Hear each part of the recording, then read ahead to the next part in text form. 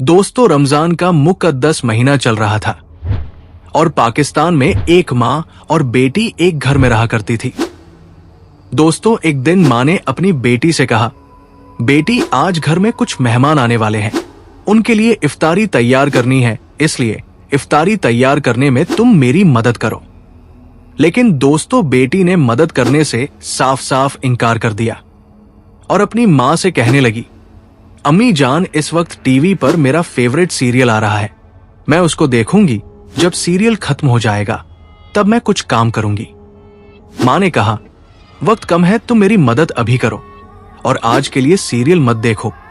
लेकिन दोस्तों, बेटी ने माँ की बात नहीं सुनी और टीवी देखने के लिए अपने कमरे में चली गई और उस कमरे को अंदर से लॉक कर दिया और टीवी देखने में मशगूल हो गई।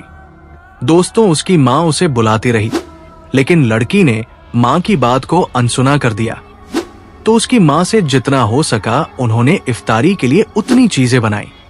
इतने में दोस्तों, घर में मेहमान आना शुरू हो गए और सब लोग इफ्तारी करने के लिए बैठ गए।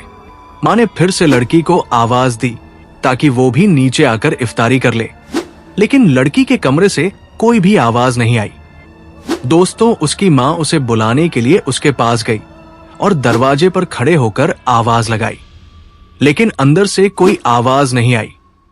उसकी माँ घबरा गई और सबको बुलाना शुरू किया। दोस्तों, सबने आवाज लगाई, लेकिन अंदर से कोई भी जवाब नहीं मिला। तो सारे लोग घबरा गए कि अब क्या किया जाए। लोगों ने कहा, दरवाजा तोड़ दिया जाए। दोस्तों, जब दरवाजा तोड़ा गया और लोग अंदर आए तो क्या देखा कि टीवी चल रहा है और वो लड़की टीवी के सामने मरी हुई पड़ी है, यानी उसका इंतकाल हो गया है। दोस्तों, इसके बाद गुस्लो कफन के लिए लड़की की लाश को उठाने की कोशिश की गई तो उसकी लाश उठ नहीं पा रही थी और ऐसा महसूस होने लगा कि उसकी लाश कई टन वजनी है। सारे लोग परेशान हो गए कि इसकी लाश क्यों नहीं उठ रही है। ऐसी परेशानी के आलम में एक आदमी ने जब टीवी को उठाया तो उसकी लाश भी उठ गई और वो हल्की हो गई। अब ऐसा मंजर हो गया था कि जब टीवी को उठाओ तो लाश उठ रही थी और जब टीवी को रखो तो लाश का वजन बढ़ जाता था और लाश नहीं उठती थी। अल्लाहु अकबर। दोस्तों, किसी तरह करके उस लड़की को गुस्ल दिया और कफन पहनाया गया। फिर उसका जनाजा उठाने लगे तो उसकी चारपाई इतनी भारी हो गई जैसे किसी ने उस पर पहाड़ों का वजन रख दिया हो। लेकिन जब टीवी उठाया तो उसकी लाश आसानी से उठ गई। ये मंजर देखकर तमाम लोग शर्मिंदा हो गए। आखिर में जब टीवी जनाजे के आगे आगे चला तो उसका जनाजा घर से निकला।